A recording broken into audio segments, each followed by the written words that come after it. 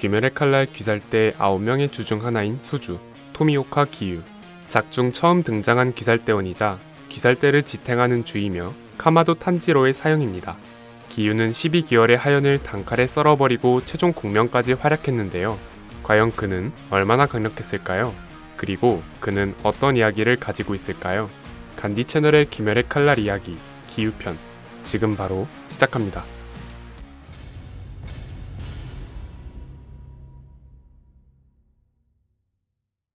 본명 토미오카 기유, 나이 21세, 키 176cm, 이명 수주, 일륜도, 파란색, 물의 호흡. 기유는 어깨를 조금 넘는 정도의 기장을 가진 삐죽한 형태의 흑색 꽁지머리에 일명 동태눈깔이라고도 불리는 죽은 눈을 하고 있습니다. 대원복 위에 무늬가 반반 다른 하우리를 입고 있는데 붉은색 부분은 자신의 친누나의 유품이고 무늬가 있는 부분은 친구의 유품이라고 합니다. 친구의 유품이지만 더 정확하게는 친구 아버지의 유품입니다. 기유는 무뚝뚝하고 과묵한 성격을 지녔습니다. 정확하게는 감정을 표현하는 것이 서툴고 눈치도 없어 상대의 심리를 파악하지 못합니다. 실제로 미츠리를 제외한 주 중 절반은 이런 기유의 성격과 행동을 싫어하고 그나마 좋게 봐주는 나머지 주들도 기유의 태도에는 문제가 있다고 생각하고 있습니다. 하지만 본인은 미움받고 있지 않다고 당당하게 선언할 정도로 눈치가 없습니다.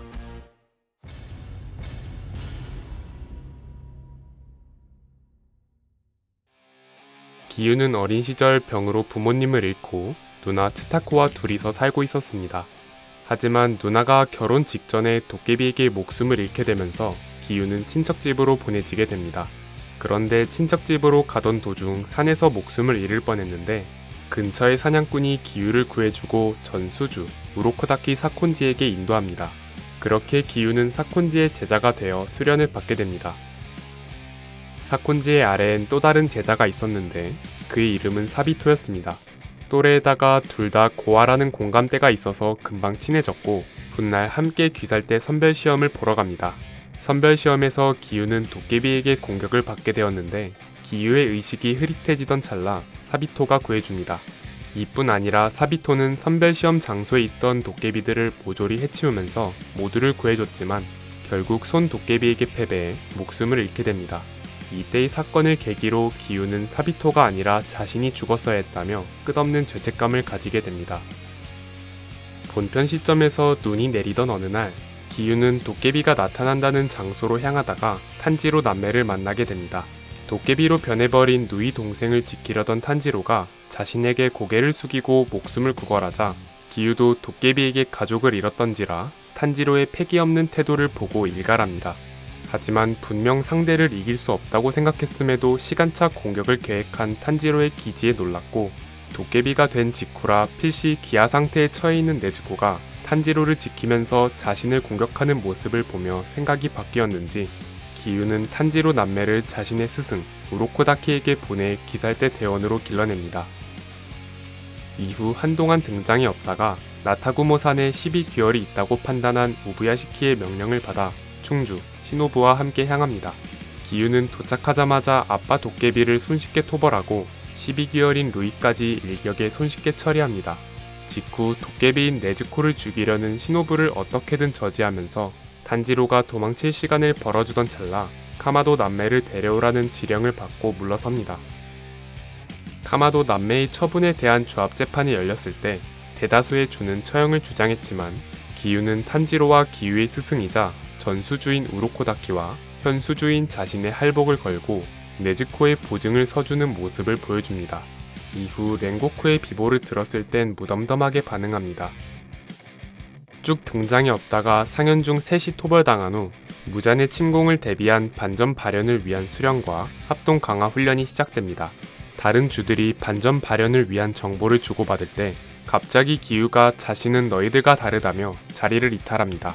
기유를 부탁한다는 어르신의 말씀을 전해들은 탄지로는 기유에게 훈련을 부탁했지만 자신은 수주가 아니라며 훈련을 거절합니다. 이때 탄지로의 말에 따르면 기유는 스스로 수주라고 여기지 않고 있어 수주의 부재를 빨리 채워야 하는데 탄지로가 물의 호흡을 끝까지 추구하지 않아 화가 났다고 합니다. 전에 기유가 말했던 자신은 너희들과 다르다의 속뜻은 자신은 선별시험에서 도깨비를 한 마리도 잡지 못하고 사비토에게 구해져서 귀살대에 들어왔을 뿐이기에 수주의 자격이 없고 다른 주들과 대등하게 있을 자격도 없다는 의미였습니다. 이런 자신의 과거를 탄지로에게 밝히자 탄지로는 렌고쿠가 전사했을 당시 자신도 같은 감정을 느꼈기에 섣불리 말을 건네지 못하다가 이노스케가 했던 말을 빌려 사비토의 의지를 잊지 않을 거냐는 질문을 하자 기유는 사비토에게 들었던 말을 떠올립니다. 그때의 기억이 되살아난 기유는 자신의 태도를 반성하면서 누나와 사비토에게 사과하고 탄지로의 훈련 제안을 받아들입니다. 이후 기유가 풍주 사네미와 대련하는데 서로 도발하면서 목검이 부러질 정도로 살벌하게 싸우자 지나가다가 목격한 탄지로는 진짜 싸우는 것이라 착각해 갑자기 난입하더니 이상한 뻘소리를 하다가 사네미에게 한 대 맞고 뻗어버리는 해프닝이 일어납니다. 기유는 깨어난 탄지로에게 상황을 설명해주고 예정대로 훈련을 해줬다고 합니다. 이어지는 최종 국면편에서 무잔의 침공과 우부야시키의 자폭으로 모든 대원이 한 곳에 집결해 무잔의 무한성으로 끌려가게 됩니다. 기유가 잡도깨비들을 쓸어버리면서 탄지로와 함께 이동하던 중 고초 시노부의 전사 소식을 들었을 때 아카자가 천장을 부수고 등장합니다. 기유는 잠시 탄지로와 아카자의 격돌을 지켜보는데 무려 상현 3과 호각으로 겨루는 탄지로의 모습을 보며 감탄합니다. 이내 기유도 싸움에 참전했지만 결국 아카자에게 차여 벽을 뚫고 날아갑니다. 잠시 후 다시 돌아와서 탄지로를 구하고 반점을 각성합니다. 반점에 의한 신체 능력 향상 덕에 아카자를 압도하는 듯 했지만 아카자가 기유의 속도에 빠르게 적응하면서 기유의 모든 공격을 막아내고 일륜도를 부러뜨립니다. 기유는 검이 부러져 이어지는 아카자의 공격을 막지 못해 렌고쿠처럼 복부를 관통당하나 했지만 내비치는 세계를 습득한 탄지로가 구해줍니다. 탄지로의 각성에 위협을 느낀 아카자는 자신의 오이, 파괴살 종식, 청은 난장광을 사용합니다.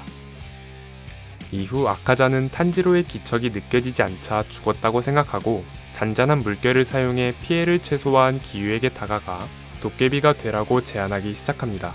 하지만 탄지로는 아카자의 공격을 버텨낸 상태였고 기유는 아직 아카자가 눈치채지 못했을 때 조용히 목을 베라고 속으로 외쳤지만 탄지로가 아카자를 호명하면서 정면 승부를 가리려 하자 그걸 굳이 부르고 있느냐고 답답해합니다. 그런데 탄지로가 순식간에 아카자의 목을 베어버리자 진심으로 깜짝 놀랍니다.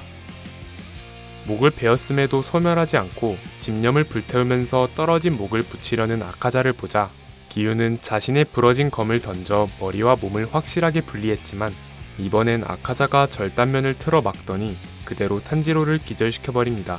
기유는 아직 자신이 살아있으니 탄지로를 죽이려면 자신을 먼저 쓰러뜨리라며 맞섰고 아카자가 파괴살 멸식을 전개하려 할 때 탄지로가 깨어나 기유를 데리고 빠져나오고 탄지로의 주먹에 맞은 아카자가 인간이었을 적의 기억을 떠올리면서 전의를 잃고 자신에게 기술을 날리고 소멸합니다.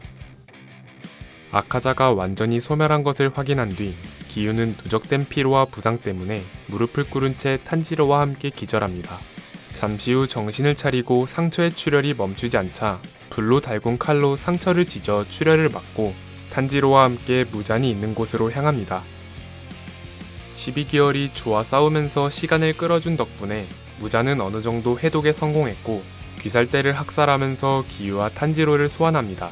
무잔의 공격을 막기도 급급했던 상황이었지만 죽은 줄 알았던 칼로지와 오바나이의 합류, 그리고 유시로의 활약으로 나키메의 지배권을 강탈해 무한성 밖으로 나가게 됩니다.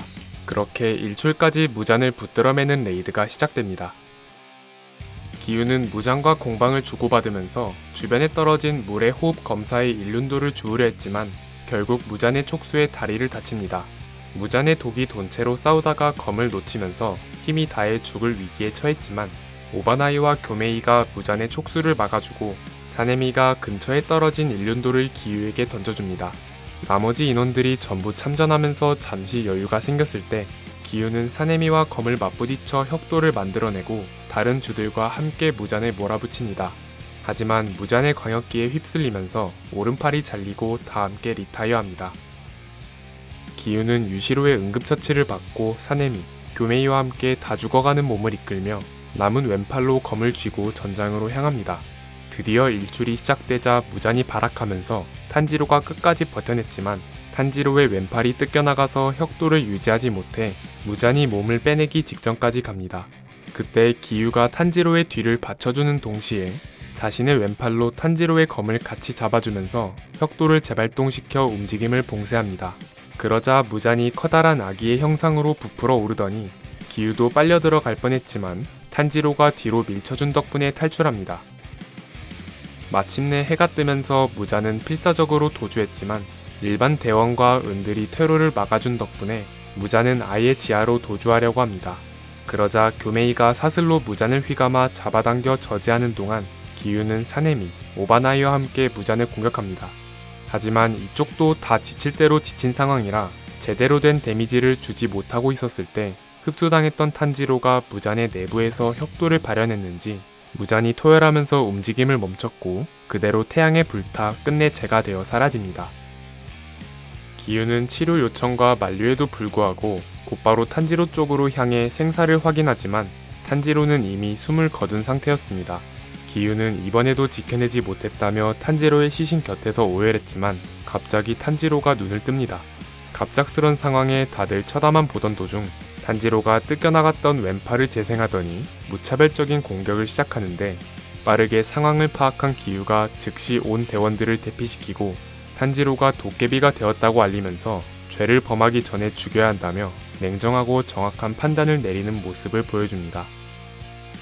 탄지로가 태양을 피해 그늘로 도망가려 하자 기유는 탄지로의 가슴을 일륜도로 관통해서 붙잡아두고 타 죽어가는 탄지로의 모습을 보며 눈물을 흘립니다. 그런데 탄지로가 태양마저 극복한 완전한 도깨비로 변하자 패닉에 빠진 기유는 탄지로의 주먹을 맞고 이어지는 후속타로 죽을 뻔했지만 빠르게 달려온 이노스케가 구해주면서 목숨을 건집니다. 이노스케가 이어서 탄지로를 베려고 했지만 탄지로와의 추억 때문에 결국 검을 휘두르지 못합니다. 네즈코까지 달려와 탄지로를 끌어안으며 저지했으나 탄지로가 충격파를 내지르고 촉수를 휘두르자 기유는 탄지로의 촉수를 쳐내면서 제니츠를 구해냅니다. 기유는 빨리 탄지로를 죽여야 한다고 생각하면서도 피를 흘리고 있는 네즈코를 먹지 않고 공격을 빗맞추면서 오히려 지키려는 듯한 모습을 보며 탄지로가 도깨비의 본능으로부터 저항하고 있다고 판단합니다. 인간으로 되돌리려면 어떻게 해야 할지 고뇌하다가 카나오가 탄지로에게 접근해 도깨비를 인간으로 되돌리는 약을 주입합니다. 기유는 탄지로가 무사히 인간으로 돌아온 것을 보며 이제야 안도의 한숨을 내쉽니다. 이후 길었던 머리를 잘라낸 모습으로 등장하더니 사네미와 함께 마지막 조합회의에 참여해 우부야시키 키리아의 감사 인사와 귀살대 해체 선언을 듣고 탄지로와 네즈코를 우로코다키와 함께 맞이해줍니다.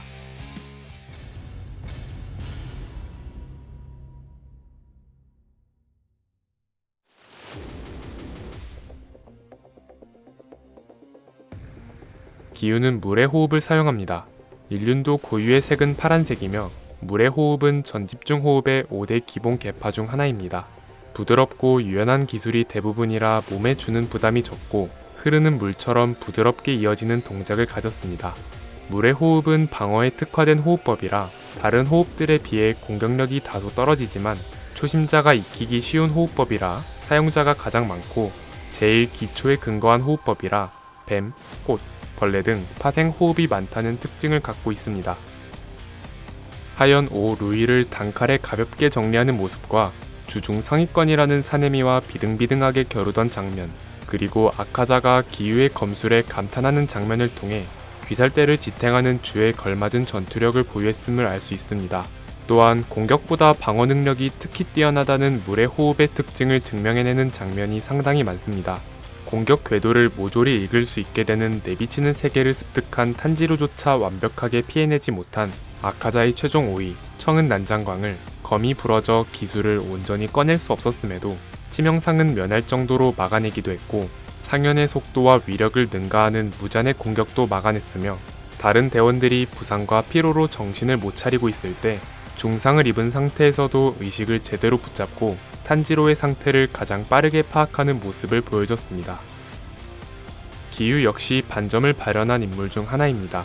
기유의 반점은 왼쪽 볼에 있으며 물이 흐르는 듯한 모습을 연상시키는 문양을 지녔습니다. 자력으로 혁도를 발현시키진 못했지만 혁도의 원리를 파악하고 사네미와 검을 맞부딪혀 마찰력을 통해 혁도를 발현시키기도 했습니다. 또한 특유의 차분함과 유연한 판단이 기유의 강점 중 하나인데, 탄지로가 도깨비가 됐음을 빠르게 알아채고 완전히 각성하기 전에 처리하라는 적확한 명령이나 작품 초반에 네즈코는 기아 상태에 빠진 도깨비임에도 탄지로를 지키는 모습을 보며 도깨비를 반드시 죽여야만 한다는 틀에 박힌 방식이 아니라 유연하게 대처했던 판단은 탄지로의 귀살대 입대와 무잔 토벌까지 이어지는 한 수가 되었습니다. 작중에서 등장한 물의 호흡 기술들은 다음과 같습니다. 제1형 수면 배기, 넓게 펼쳐진 수면처럼 수평으로 검을 휘둘러 베는 기술입니다. 제2형 물방아, 원을 그리듯 전신을 회전시키면서 검을 휘둘러 물레방아 모양의 궤적을 그리며 베는 기술입니다. 제3형 유유춤, 굽이치는 물살이 흐르듯 흐름에 몸을 싣고 이동하면서 검을 휘두릅니다. 다방향으로 공격할 수도 있고 다수의 적을 상대할 때도 쓰입니다. 제4형 들이친 파도, 짧은 거리를 이동하거나 제자리에서 거친 파도가 들이치듯 상대에게 강렬한 참격을 가합니다. 제5형 가뭄의 단비, 스스로 목을 받치는 도깨비에게 사용하는 기술입니다.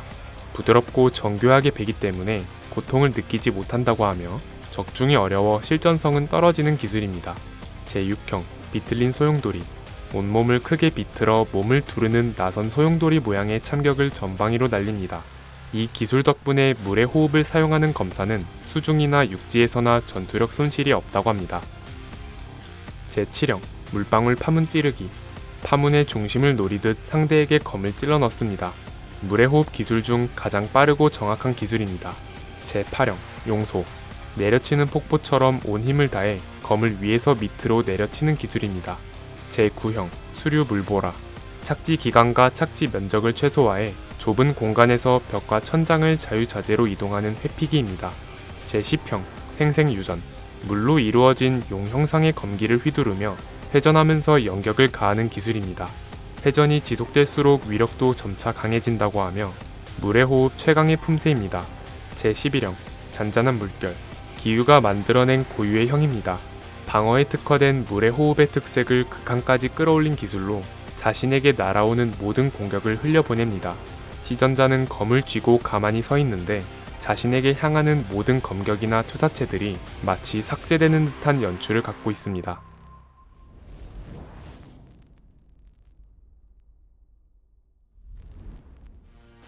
유연한 사고를 가져 탄지로 남매에게 기회를 주면서 탄지로가 귀살대에 들어가게 되는 계기를 제공하므로 어찌 보면 무잔 토벌의 초석을 쌓은 인물이라고도 볼 수 있는 기유.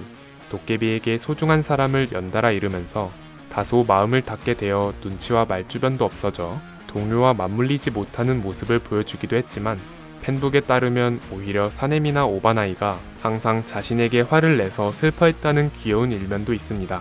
긴 영상 시청 감사드리고 저희는 간디 채널이었습니다. 감사합니다.